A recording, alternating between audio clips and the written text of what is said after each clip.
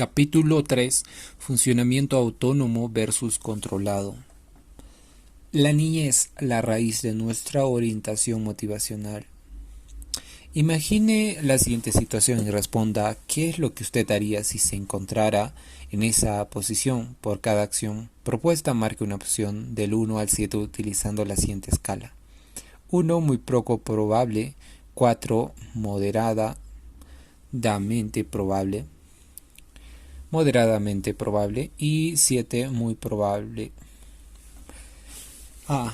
La profesora de su hijo lo cita a una reunión en el colegio para decirle que su hijo parece desinteresado en las actividades escolares que hacen en el día a día, que se la pasa distrayendo a sus compañeros y que además sus notas realmente son malas. Usted trata de hablar con su hijo para preguntar lo que le está pasando, califique del 1 al 7.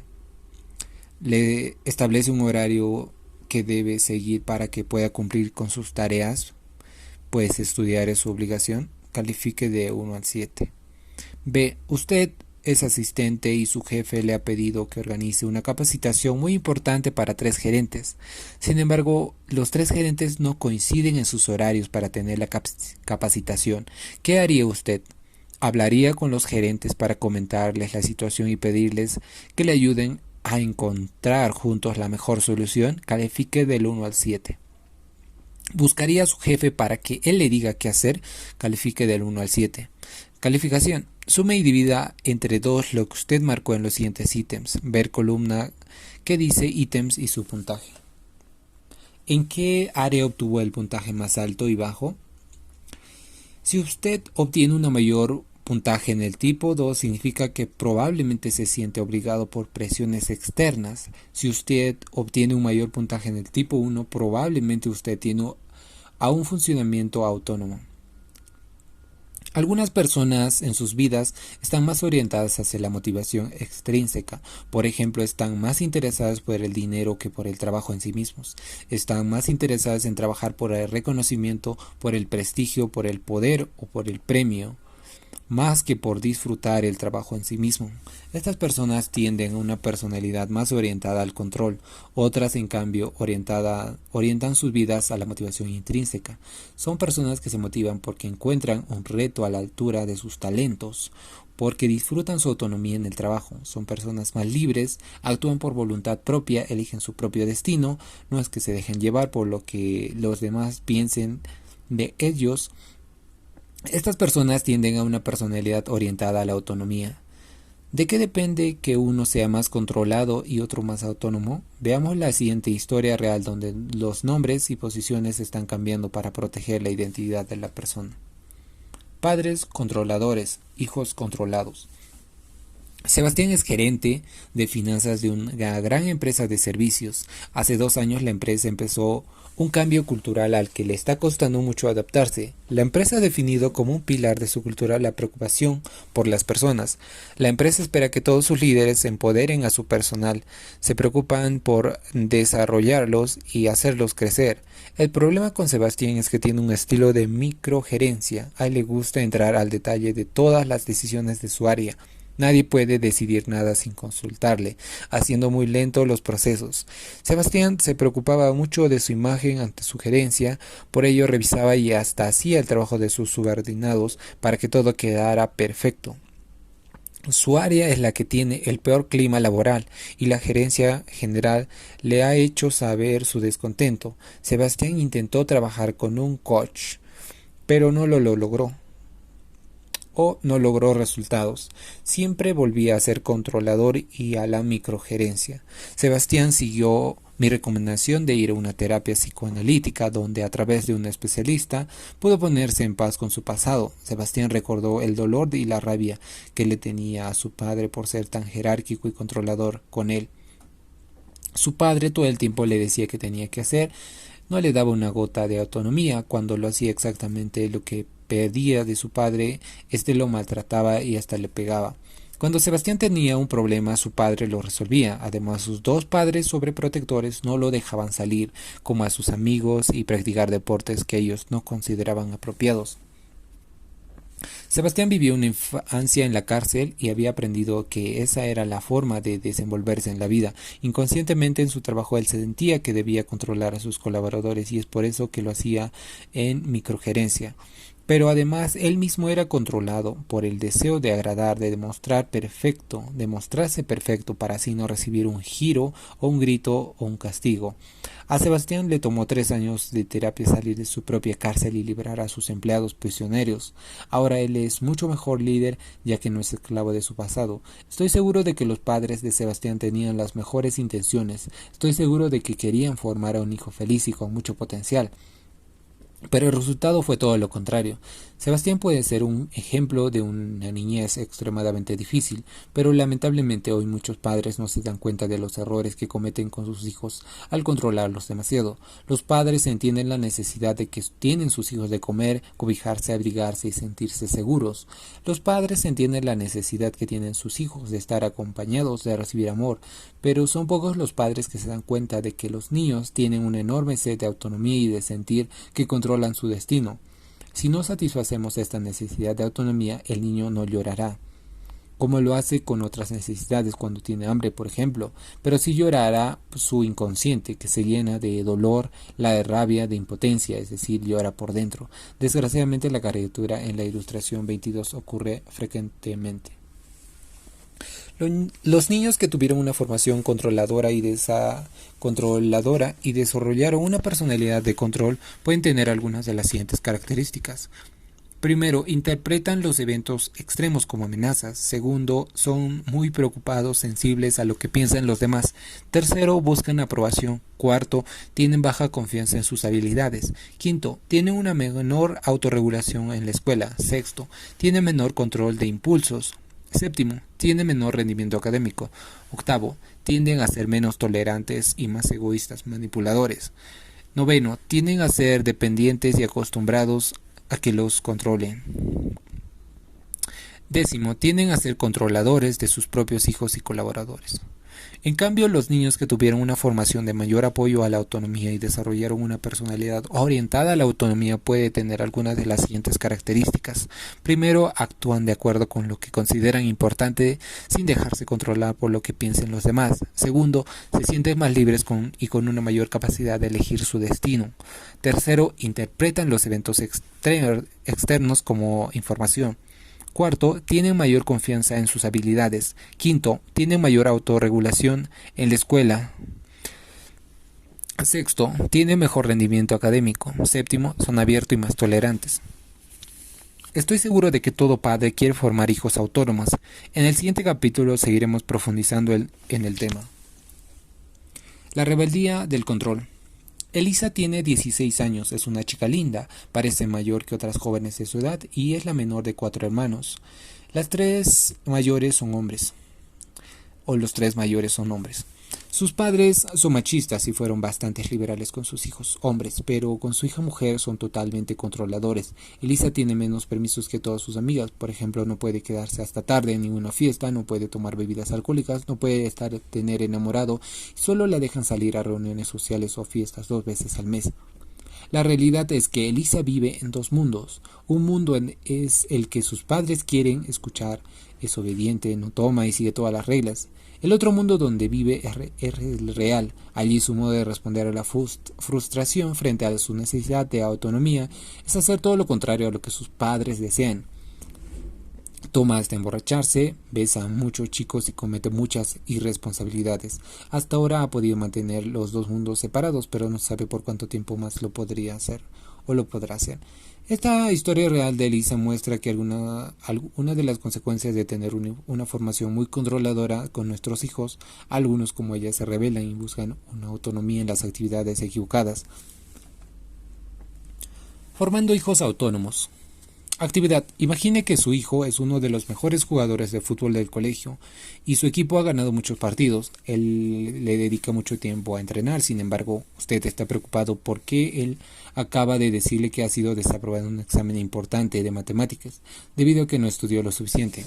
Más tarde en casa se enteró también de que su hijo dijo que estaría en su cuarto estudiando, pero en realidad se escapó a de la casa y se fue a entrenar. A continuación, reflexione Su hijo acaba de llegar. ¿Qué le diría? Haga una pausa en la lectura y tómese el tiempo para pensar. Cuando hago esta pregunta en mis talleres, algún padre levanta la mano, seguro de tener la respuesta correcta. Se pone de pie y delante de 300 personas dice lo siguiente. Yo le diría con respeto, pero a la vez siendo firme, lo siguiente. Debes dejar de entrenar y dedicarte más tiempo a tus estudios. El padre que hizo el comentario toma asiento orgulloso y asumiendo que tiene la respuesta correcta. Luego, le hago la siguiente pregunta al padre. ¿Está fomentando la autonomía de su hijo con su respuesta? La respuesta que me da es, ¿cómo puedo fomentar autonomía en un chico irresponsable que me miente y que no estudia? Aunque parezca increíble, incluso cuando el chico mete la pata o actúa de forma irresponsable, nosotros podemos fomentar autonomía o control con nuestras respuestas. Como padres, con las palabras decidimos o con las emociones que mostramos fomentamos la autonomía o control. El problema es que nosotros no somos conscientes de que la mayoría de veces fomentamos el control. La ilustración 26 muestra una caricatura de lo que está haciendo el padre con su hijo. La respuesta del padre, aunque parezca adecuada para muchos, no es una respuesta que fomenta la autonomía. El padre no motiva la reflexión, está usando las palabras controladoras como debes, además de decirle lo que tiene que hacer o de una forma autoritaria, aunque respetuosa. Como muestra la caricatura, lo está reposando para que lo haga lo que él quiere. ¿Qué pasará cuando no esté él para decirle qué hacer? ¿Estamos fomentando los recursos necesarios para que nuestros hijos sean autónomos? Hijo, debes dejar de jugar al fútbol y dedícate más tiempo a tus estudios. A continuación mostraremos una serie de respuestas controladoras de un padre con caricaturas. Preguntarle cómo está el resto del equipo en sus exámenes y decirle que se prepare lo suficiente para estar igual que el resto. Este es un comentario controlador, pues se le da el control al grupo de amigos y el padre sigue dando órdenes. Decirle que de ninguna manera va a jugar mañana y que se encierre a estudiar. Reclamarle por qué me pagas de esta forma, sacándole malas notas después de todo lo que hago por ti. Este comentario también es controlador, pero el control se da por la culpa. El hacer que otra persona o que un hijo haga algo por nosotros porque le inducimos culpa es una forma encubierta de controlarlo. Preguntarle cómo piensa enfrentar su situación y ayudarlo a través de preguntas a reflexionar sobre sus siguientes pasos. En este último caso se fomenta la autonomía del muchacho. En lugar de castigarlo, manipularlo o decide lo que tiene que hacer, es preferible escucharlo. Eso no quiere decir que uno está siendo débil o blando. Uno puede escuchar, preguntar y al final decidir acerca de la manera de proceder, lo cual puede ser una consecuencia de la acción realizada. Pero cuando uno hace reflexionar a la persona y la escucha, al menos le da la sensación de que puede expresar lo que piensa o siente y esto fomenta la autonomía. La conversación podría resultar de la siguiente forma. Hijo, ¿qué pasó con tus estudios? ¿Qué pasó con tu examen? Pregunta el padre. En lugar de decirle lo que debe hacer, pregunta y recibe el punto de vista de su hijo. Papá, la verdad es que estoy entrenando muy duro y no estoy estudiando tanto porque no me queda tiempo. Entiendo, responde el papá, pero recuerdo que una regla que acordamos era de que los estudios estaban primeros. ¿Estás de acuerdo con eso? ¿Fue lo que hablamos? Sí, papá, responde el hijo con un gesto de arrepentimiento. ¿Qué piensas hacer? Has incumplido nuestra regla. ¿Qué vas a hacer de acá en adelante para poder cumplir tanto con los deportes y con los estudios? Pregunta el padre. En lugar de decirle lo que tiene que hacer, deja que el niño tome responsabilidad sobre sus actos y elija un curso de acción, fomentando su autonomía. Me queda claro, papá. Sí tengo exámenes, no pienso ir a entrenar, responde el hijo. ¿Qué has pensado hacer cuando tengas tareas y haya entrenamiento? Pregunta el papá. He decidido hacer mis tareas apenas las recibas y no esperar al último minuto, además de estudiar el fin de semana. De esa forma no tendré este conflicto, responde el hijo. ¿Qué pasaría si incumples tu promesa? Que el niño sugiera las posibles consecuencias que habría si incumples su palabra. Papá, propongo no jugar fútbol por un mes. Bueno, hijo, me parecen buenas estrategias en teoría, pero si estás de acuerdo me gustaría reunirme contigo semanalmente para conversar sobre el avance de tus compromisos y apoyarte en lo que necesites. Comenta el papá y cierra la conversación. Esta conversación del padre con el hijo fomenta la sensación de la autonomía del niño.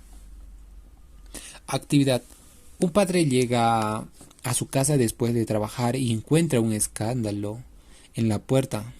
Su vecina se quejaba de que su hijo de 14 años decía que le había trepado a la ventana del baño de su departamento, en donde su hija se bañaba, y le había filmado con una cámara. La señora está inmersa en furia gritando que el hijo es un inmoral, que ha filmado a su hija desnuda y que seguro va a colgar la filmación en YouTube.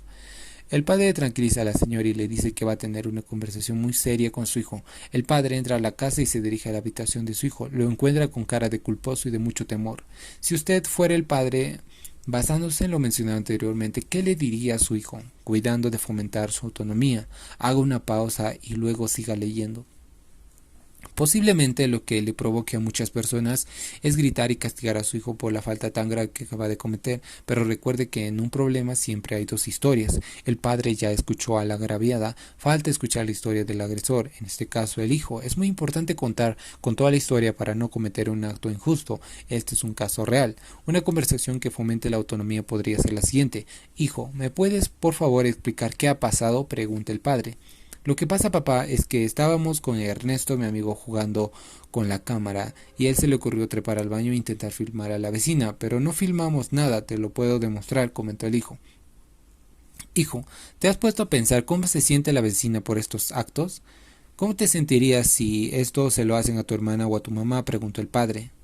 Me sentiría terrible, sé que he hecho una tremenda estupidez, me dejé llevar por lo que hacía mi amigo, replicó el hijo. Vale la pena señalar que el adolescente estaba o está motivado extrínsecamente buscando la aceptación de su amigo. ¿Crees tú que esto que has hecho traerá consecuencias?, pregunta el padre. Sí, papá, responde el hijo. ¿Cuál crees tú que podrían ser las consecuencias entonces?, pregunta el papá. Quedarme un mes sin la consola electrónica y un mes sin invitar amigos a la casa, responde el hijo. Las consecuencias son consideradas grandes por el padre. ¿Qué has pensado hacer con respecto a la vecina? El hijo se queda en silencio pensando sin nada decir. ¿Crees que sería bueno pedirle disculpas?, preguntó el padre. Me da mucha vergüenza, preferiría no hacerlo, responde el hijo. Bueno, hijo, respeto que no te parezca, pero ¿has pensado en cómo se siente ella? Pedir disculpas es parte importante de reparar lo que hemos hecho. En este caso, eres tú la persona responsable de esta falta y la señora y su hija se han visto afectadas. Está bien, papá, responde el hijo. El padre ha logrado a través de esta conversación que el propio hijo reflexione acerca de su comportamiento, lo ayuda a ver las consecuencias que tiene su actuación en otras personas y llegan a definir las repercusiones de sus actos, pues el mismo hijo, quien definió sus consecuencias, pero el padre además quería que el chico se disculpara y si bien le dice es importante que te disculpes, le explica que el disculparse es parte de reparar el daño causado, aun cuando el padre da su opinión no le dice debes o tienes que hacer algo. Le dice que es importante una palabra que no es percibida como controladora. Más aún le explica las razones por las que es importante disculparse. Como menciona la cita al inicio del capítulo, no se puede formar hijos autónomos y libres si primero no nos hemos liberado de las cadenas de nuestro ego. Cuando estamos controlados por nuestro ego, tendemos a controlar a los demás. Una forma que tiene el ego de manifestarse en nuestras vidas es a través de hacernos sentir poderosos, en control o a través de gritar y maltratar a otros. Si queremos formar hijos autónomos es importante manejar nuestro ego para que no nos coloque en una posición de dominio y de poder que perjudique la formación autónoma de las personas que más queremos, nuestros hijos. El difícil reto de crear un ambiente de autonomía en el hogar. La libertad no se pide. Cuentan que un rey tenía un pajarito que podía hablar en una jaula. El rey llamaba a este pajarito porque era el único ser con el que conversaba. Un día conversando con él le dijo: yo soy el rey y te regalo el deseo que quieras. Lo único que quiero es mi libertad, le dijo el pajarito. Pero el rey le explicó que ese deseo era imposible, que él era su único amigo y que no pensaba liberarlo. Pasó el tiempo y un día en el que el rey se iba de viaje le dijo a su pajarito: estoy viajando, ¿quieres que haga algo por ti? Sí, mi rey. Quiero que cuando esté en medio del campo grite a todas voces que el pájaro que habla está encerrado en su casa, comentó el pajarito. Al rey le pareció muy extraño su pedido, pero accedió a hacerlo. Cuando el rey estuvo en medio del campo, gritó mirando al cielo el pedido de su amigo encarcelado. Luego de hacerlo, un pájaro cayó al suelo y quedó inmóvil. El rey no entendía lo que pasaba, por lo que había muerto un pájaro. Luego cayó otro y otro, y así cayeron más de 10. El rey pensó, ¿será posible que estén muriendo de pena? Cuando el rey regresó a su palacio, le contó con tristeza a su pajarito lo ocurrido en el campo. Le contó que apenas había gritado cayeron muertos 10 pájaros. Al terminar de contar la historia, el pajarito cayó al piso inmóvil. El rey no entendía lo que pasaba. Miró al cielo de la jaula y vio a su mejor amigo muerto. Abrió la jaula y lo puso en la cornisa de la ventana. Cuando tenía lágrimas en sus ojos, el pajarito se levantó y voló hacia su libertad, aterrizando en un árbol cercano a la ventana. El pajarito le dijo al rey, sin saberlo me mostraste la forma de escapar de tu prisión. Pero lo más importante que he aprendido hoy es que la libertad no se pide, la libertad se toma. Cuando los padres dan una formación controlada, encarcelan a sus hijos en una prisión como el pajarito de jaula. Algunos hijos reaccionan como el pájaro y se rebelan tratando de buscar su libertad, muchas veces de una forma equivocada. Otros hijos se quedan en la cárcel toda su vida esperando que sus jefes, esposos, amigos sean controladores cuando se les diga qué tienen que hacer.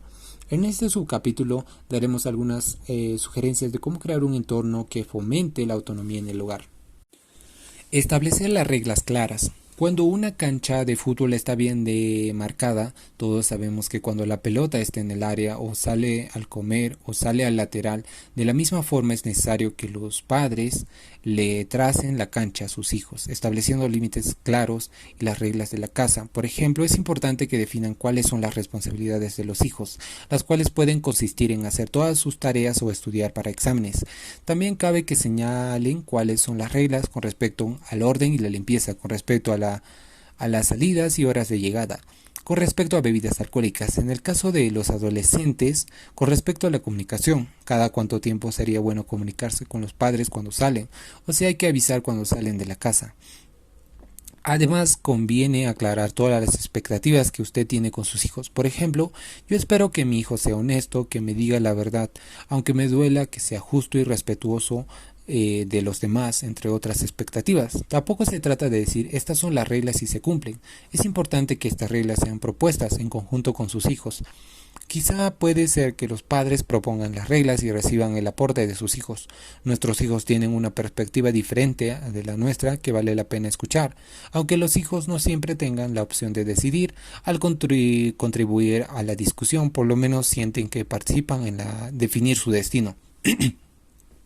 Incluso aunque no estén de acuerdo, la persona está en mejor disposición para tomar en cuenta las perspectivas del otro interlocutor.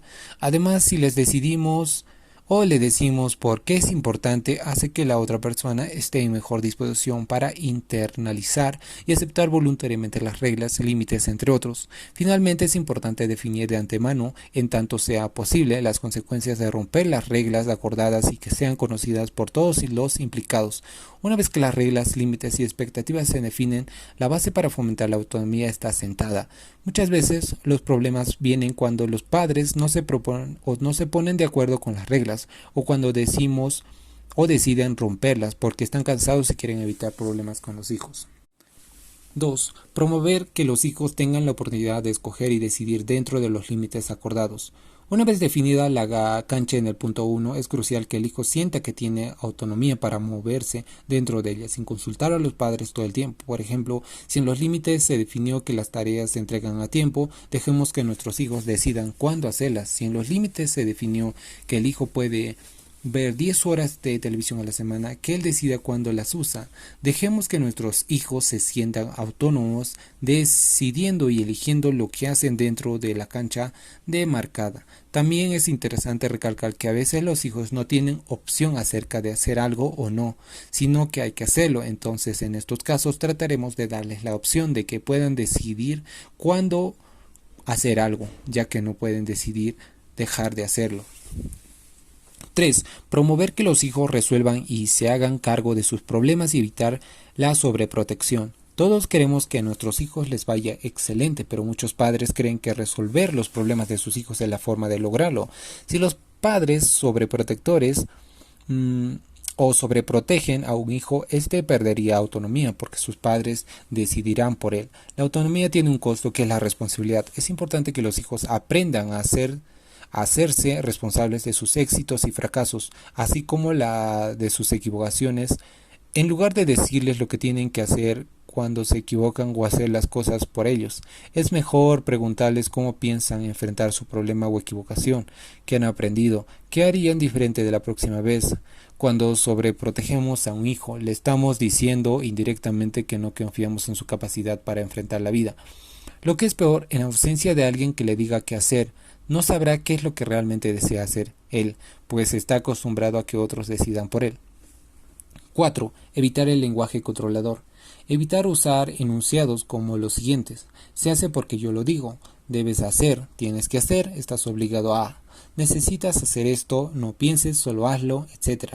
Y más bien tratar de usar enunciados menos controladores como es importante que hagas esto porque es recomendable que hagas esto porque es útil porque es valioso porque se alinea con tus valores en etcétera. Explicar las razones para hacer algo que es aburrido ayuda a estar en mejores condiciones para hacerlo. También conviene evitar subir la voz para dar órdenes o hacer comentarios. Subir la voz no solo puede generar miedo, vergüenza, culpa y hasta trauma, sino que resulta un estilo totalmente autoritario que frustra la necesidad de la autonomía. Recuerde que el indicador de las metas, empleando un lenguaje de apoyo a la autonomía, trae buenos beneficios. 5. Evitar manipular a los hijos con la culpa. Muchos padres son controladores con sus hijos, pero lo camuflan con la culpa. Por ejemplo, cuando un padre le dice a su hijo, mira todo lo que yo he hecho por ti y tú no eres capaz de. El hijo se siente totalmente controlado. Es mejor ser transparentes, no usar la culpa y decirles a nuestros hijos que queremos de ellos. Por ejemplo, hijo, es muy importante que acomodes tu cuarto porque si además lo que quiere que hagan sus hijos ya fue pactado en sus reglas, puede preguntarle qué está pasando para que no esté cumpliendo con sus compromisos, escuchar su respuesta y buscar soluciones juntos. 6. Permitir que los hijos puedan cuestionar de forma respetuosa las opiniones de sus padres. Queremos crear un ambiente horizontal donde los hijos puedan expresar sin miedos sus opiniones. Ambientes al estilo castrenses y verticales frustran la autonomía de los hijos, porque prefieren no decidir o no eligen en sus vidas por temor al castigo o al maltrato. Cuestionar las ideas con respeto la forma o lo hacía en el futuro como pensadores autónomos, capaces de comunicar sin miedo sus discrepancias con otros. Empatizar con los hijos. A veces los hijos pueden poner malas caras por hacer algo que no les interesa o hacer lo cual no están motivados, y muchas veces la primera reacción de los padres es haces esto y de pasadita me vas cambiando tu carota, o deja de poner esas caras y haz lo que te digo.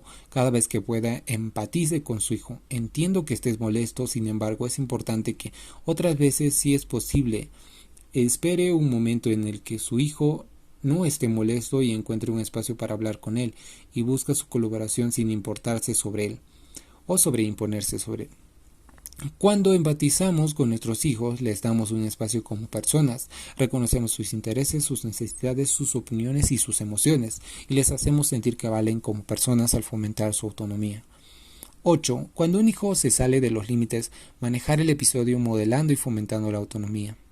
Es muy fácil caer en el autoritarismo, levantar la voz e imponer un castigo cuando estamos molestos con nuestros hijos por romper las reglas pactadas.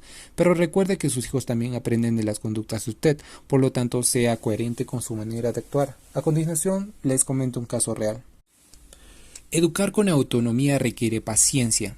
Renzo y Jimena son los padres de Sofía, una adolescente que próximamente cumplirá 15 años. Ambos padres están muy preocupados por formar a su hija para que sea autónoma y han definido claramente los límites y las reglas de casa. Sofía hasta hace 3 meses se comportaba de forma muy responsable, respetando sus límites. Sin embargo, un día cuando la recogieron de una fiesta salió totalmente alcoholizada. Fue un golpe muy duro para los padres, quienes pensaban que, dado que orientaron la formación de su hija a la autonomía, ella no tendría por qué rebelarse. Sofía contó que todas sus amigas estaban alegres y sufrió la presión de grupo para que ella tomara también. Según las reglas de casa, Sofía podía tomar máximo un trago toda la noche, pero de ninguna manera emborracharse. Los padres, a pesar de estar muy molestos con la situación, lo manejaron fomentando la autonomía. Al día siguiente conversaron con ella. ¿Qué pasó el día de ayer?, preguntaron los padres. Escuchar la otra historia. Disculpen, me metí la pata. Me dejé llevar por la presión de mis amigas y tomé demasiado. Sé que hice muy mal, respondió la hija. Cabe resaltar que Sofía está actuando por la motivación extrínseca de sentirse aceptada por sus padres. Sé que es difícil no hacer lo que todos hacen, sobre todo a tu edad, me imagino que te sientes mal, comentaron los padres. Empatizar en lugar de usar tonos autoritarios o castigos inmediatos unilaterales. Sí, me siento terrible, comentó la hija. Has roto las reglas de casa. ¿Cuáles crees que puedan ser las consecuencias de lo que has hecho? ¿Qué propones? Preguntaron los padres, fomentando la autonomía. Esta es la primera vez que lo hago.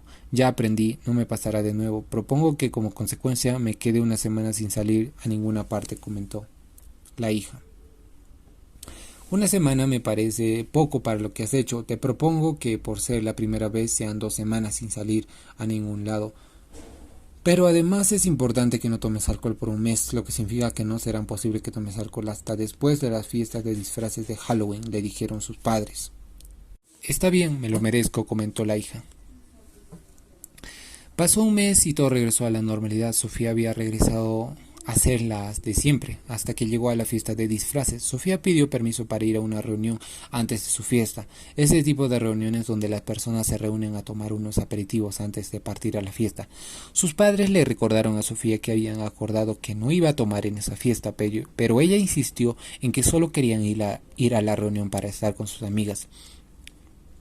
Los padres accedieron. A las 11:30 de la noche, el dueño de la casa a la que fue, Sofía llamó a sus padres para decirle que deberían recoger a su hija porque estaba totalmente ebria.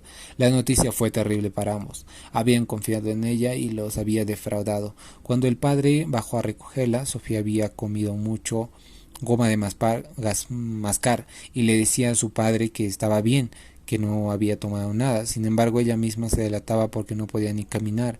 El padre la sacó arrastrándola de la casa. La conducta de Sofía era aún peor de lo que esperaban los padres. No solo había tomado en exceso, sino que además quería mentir sobre lo que había hecho.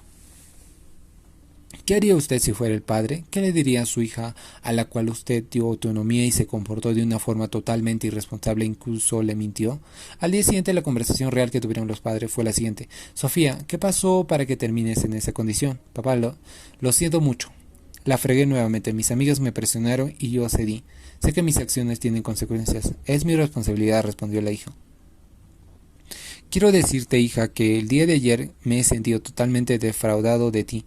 Te di autonomía, te di mi confianza y no pudiste corresponderme. Quiero que sepas que estoy muy molesto por lo que pasó. El padre está molesto, pero no levanta la voz. Está diciendo cómo se siente. Su intención no es generar la culpa en la hija. Luego de una pausa continuó. Hija, el problema es que es la segunda vez que ocurre en menos de un mes, pero además intentaste mentirme diciendo que no habías tomado. Me siento terrible, comentó el padre. Quiero que sepas que estoy muy molesto por lo que pasó. El padre está molesto, pero no levanta la voz. Está diciendo cómo se siente. Su intención no es generar culpa en su hija. Luego de una pausa continuó. Hija, el problema es que es la segunda vez que ocurre en menos de un mes, pero además intentaste mentirme. Me dijiste que no habías tomado. Me siento terrible, comentó el padre. Tienes razón, no puedes confiar en mí. Es más, ya no sé si yo puedo confiar en mí misma, respondió la hija. ¿Entiendes que tu conducta ha sido terrible? Todos nuestros actos tienen consecuencias. ¿Qué consecuencias propones esta vez? ¿Y por qué crees que va a funcionar en esta ocasión? Comentó el papá. Propongo estar el mes de noviembre sin salir a ningún lado y no tener permiso para tomar nada de alcohol por 6 meses, comentó la hija. Esta vez sí va a funcionar porque me he sentido pésimo al día siguiente. Esto nunca me había pasado, nunca más pienso tomar así, me hace daño, ya aprendí. El problema, hija, es que no confío en ti. La autonomía se basa en confianza y si no hay confianza no hay autonomía. ¿Cómo piensas lograr recuperar mi confianza en ti? Un paso a la vez, papá. Para mí es muy importante que puedas confiar en mí y trabajaré en ello. Está bien, las consecuencias que planteas me parecen muy leves para todo lo que ha sucedido. Yo creo que además, como están las cosas, hacer tu fiesta de 15 años no tiene mucho sentido. Las salidas después del mes serán de poco tiempo. Por ejemplo, cuando vayas a una reunión te recogeremos a la hora y así iremos viendo si estás cumpliendo tu promesa de no tomar. Irás ganándote nuevamente la confianza en la medida que vayas cumpliendo con tu palabra, comentó el padre. Está bien, la verdad que me lo merezco, comentó la hija. El resultado final fue positivo. Sofía cumplió su promesa de no tomar por 6 meses, asumió las consecuencias por su parte y no salió por un mes, y poco a poco se ganó nuevamente la confianza de sus padres. Hoy Sofía tiene 20 años y es una persona autónoma, responsable y le va muy bien a sus estudios. Este caso real que ocurrió a una pareja de amigos demuestra cómo, a pesar de lo terrible de la situación, siempre se puede formar a los hijos en un ambiente de autonomía y respeto. Con este caso queda claro que cuando los hijos no respetan las reglas y los límites, van reduciendo su autonomía y asumiendo las consecuencias de sus actos. Sin embargo, la forma de hacerlo es crucial para mantener un ambiente que fomente la autonomía y la autorregulación de los hijos.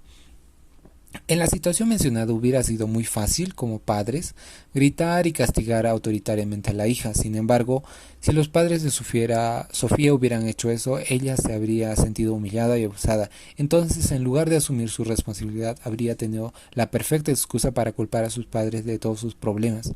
En cambio, al tratarla con respeto y fomentar su autonomía, la hija asumió la responsabilidad y no pudo luego culpar a nadie, sino que asumió las consecuencias de sus acciones.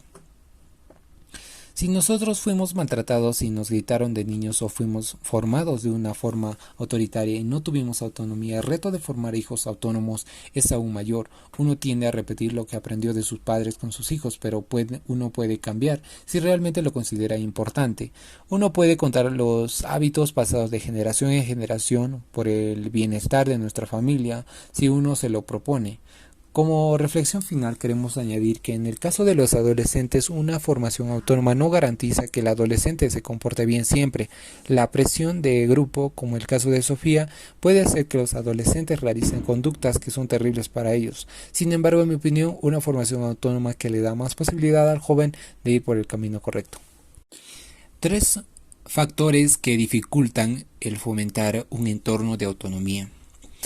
Imagina el siguiente día de trabajo. Tuvo una mala noche, no durmió bien y se levantó tarde para una reunión en la oficina. Toma su movilidad y el tráfico no avanza. Está muy preocupado porque su jefe detesta que lleguen tarde. Llega con un retraso de media hora y recibe una reprimenda de su jefe. Entra a su reunión en la que está tarde ya y el equipo ha decidido algo en lo que usted no está de acuerdo, pero se ve obligado a aceptar porque llegó tarde. Después del almuerzo lo llama un cliente a quejarse y usted tiene que responder amablemente porque le provoca matarlo. Para terminar el día le comentan que una venta que ya tenía considerada en el presupuesto se cayó. Ese día regresa a su casa totalmente estresado y drenado. Entonces su esposa le cuenta que le llamaron del colegio para decir que es porque su hijo no está haciendo las tareas y que se le encontró copiando. ¿Podría usted en ese momento tener una conversación que fomente la autonomía con su hijo? La verdad es que sería muy difícil. Después de un día de mucho estrés, nuestro autocontrol se drena y tenemos mucha menor capacidad de regular nuestras emociones. Las presiones nos impiden tener los recursos psicológicos necesarios para promover la autonomía de nuestros propios hijos.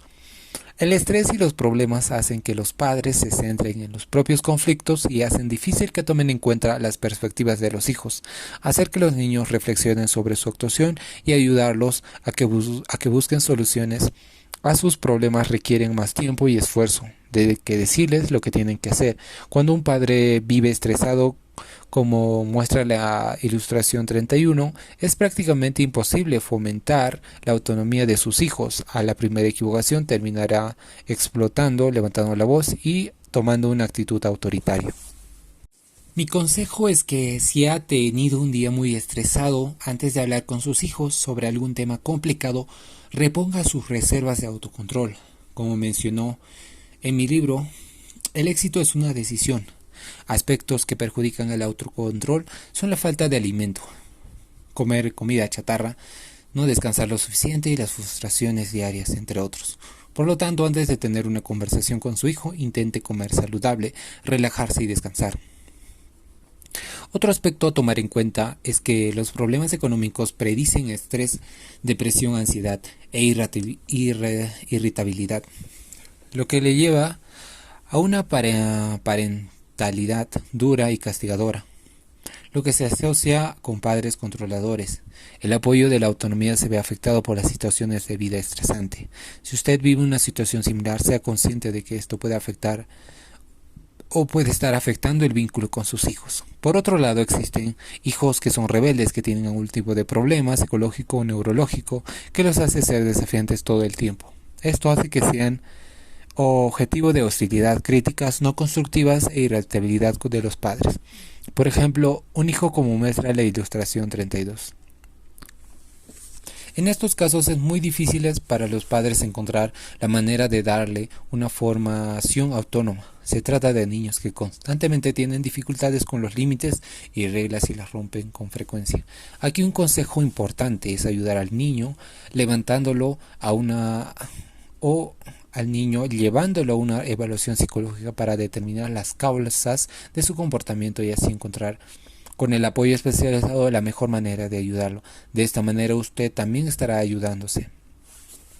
Finalmente hay padres que quieren lograr todo lo que no pudieron hacer ellos a través de la vida de sus hijos. Por ejemplo, un padre que siempre quiso ser corredor de 100 metros planos hace que su hijo practique ese deporte y lo presiona para que sea exitoso. En realidad, en la mente del padre, si el hijo gana o gana la carrera, quien la ganó en verdad es el padre mismo, que vive la situación como si él estuviera corriendo, tal como se ve en la ilustración 33. La autoestima de muchos padres depende de los logros de sus hijos, de tal modo que se sientan exitosos como padres si sus hijos son sobresalientes, mientras que sientan que fracasan como padres cuando sus niños fallan. Esto puede hacer que sean vulnerables para ejercer presión en sus hijos y adoptar una orientación controladora. Esta orientación puede perjudicar el funcionamiento de sus hijos y obtener formas de motivación controladas. Cuando un padre invierte su ego en el hijo, le quita su autonomía y el hijo se limita a ser un títere de las aspiraciones de su padre. Si usted como padre está presionando a su hijo a que haga una u otra cosa, reflexione si hace por su hijo o por satisfacer su ego o algún deseo de su juventud no logrado. Si usted es hijo de un padre con estas características, reflexione en qué medida su padre está invirtiendo el ego en usted, frustrándose así y quitándole su autonomía. Piense en qué medida está haciendo las cosas que quiere hacer o las cosas que su padre le impone que haga. Siempre esté a tiempo de recuperarse su sentido de autonomía. Le sugerimos entrar al link de este video que hemos creado especialmente para este capítulo.